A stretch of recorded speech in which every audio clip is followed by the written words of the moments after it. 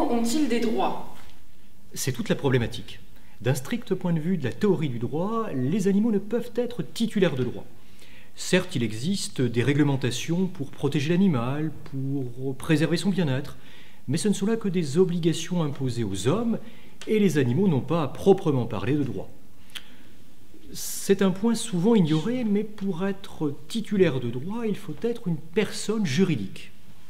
Être une personne juridique, c'est être doté de ce qu'on appelle la personnalité juridique, c'est-à-dire l'aptitude à être titulaire de droit.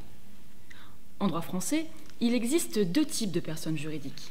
Les personnes physiques, toi, moi, vous, et également les personnes morales, les entreprises, les associations, les fondations. Oui, une personne morale a aussi une personnalité juridique. Vous le voyez, s'il peut y avoir des personnes morales, c'est que la catégorie des personnes est suffisamment souple pour accueillir les animaux qui pourraient alors être dotés de véritables droits. Aucun obstacle juridique n'existe. Si le législateur le voulait, les animaux pourraient bénéficier de la personnalité juridique.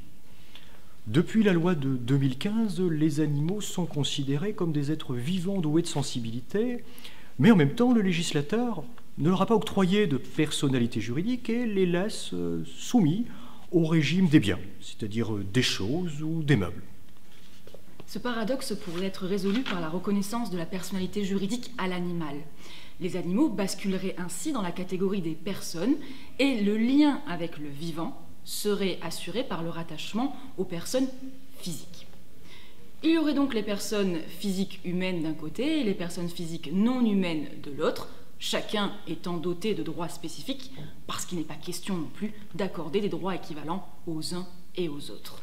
Cette solution préserverait l'articulation traditionnelle de notre droit entre les personnes et les choses, puisqu'on ne créerait pas une catégorie intermédiaire. Ce n'est qu'à la condition de devenir une personne juridique que les animaux pourront être titulaires de droits. C'est le sens de la déclaration de Toulon, prononcée le 29 mars 2019. Bien entendu, les questions ne se posent pas de manière identique pour les animaux dits sauvages et les animaux de compagnie. Pour prendre une illustration, la liberté s'entend pour les premiers comme le droit à ne pas être détenu ou pas dans des conditions indignes, et pour les seconds comme la possibilité d'explorer leur environnement, pour le chien par exemple, la promenade ou des interactions avec les congénères. La personnalité juridique de l'animal est possible. D'ailleurs, une certaine dynamique internationale est déjà observable. La qualité de personne non humaine a déjà été reconnue à certains animaux, les dauphins, les chimpanzés. En Inde, des juridictions vont plus loin. Tout le règne animal, y compris les oiseaux et les animaux aquatiques, doit être considéré comme une personne juridique. Dans certains systèmes de droit, c'est une rivière, une forêt ou d'autres éléments de la nature qui bénéficient déjà de la personnalité juridique. Face aux lourdes menaces pesant sur la biodiversité, la faune ou la flore, il est urgent de changer le regard juridique sur le vivant. C'est bien la fin.